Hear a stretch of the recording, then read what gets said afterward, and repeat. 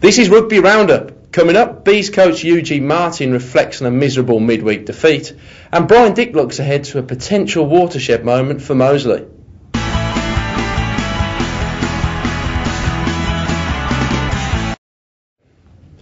Hello and welcome to the first ever episode of Brian Dick's Rugby Roundup. I'm Andy Walker, and today I'm joined in our Fort Dunlop studios by the voice of Midlands Rugby, Brian Dick.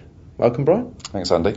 Well, Brian, you were there on Tuesday night at Bilsley Common for that 39-0 defeat to Nottingham, and quite a miserable evening it seemed to be. It was. Bees were never in it. They were totally outpowered up front.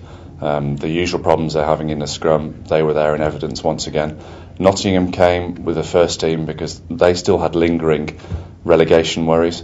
Those are probably over now. Bees, on the evidence of what happened on Tuesday night, their relegation worries are still very, very real. Well, after that result, we caught up with Bees coach Eugene, and despite the scoreline, he was very focusing on the positives.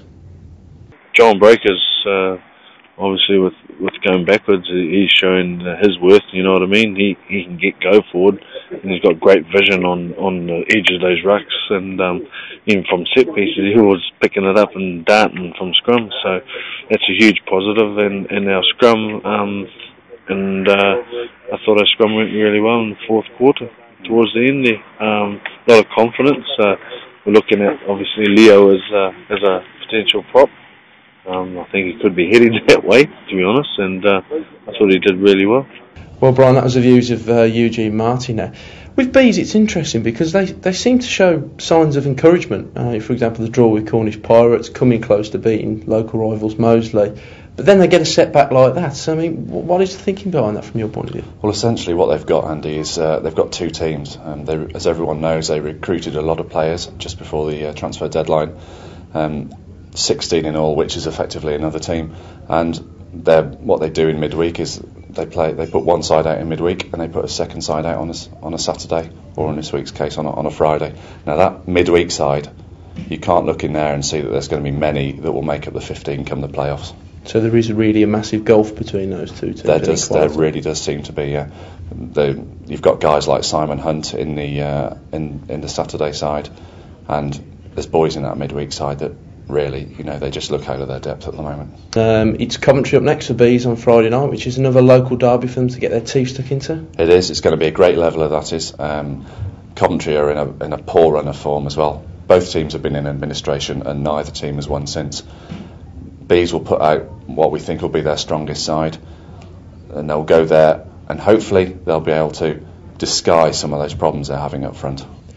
Well, now we'll take a look at Moseley, but before we hear off Brian, here are the thoughts of Moseley coach Ian Smith following their victory over Rotherham last weekend. I think he started brightly. He's got a couple of tries through good defence, and obviously being very physical and emotionally in the game. Then the game settled down a little bit, and I thought we controlled most of it, to be fair. Really, and something obviously we discussed before Pertemps as well, but two very difficult must-win games. Against Pertemps we went off script a little bit and didn't get it right, obviously.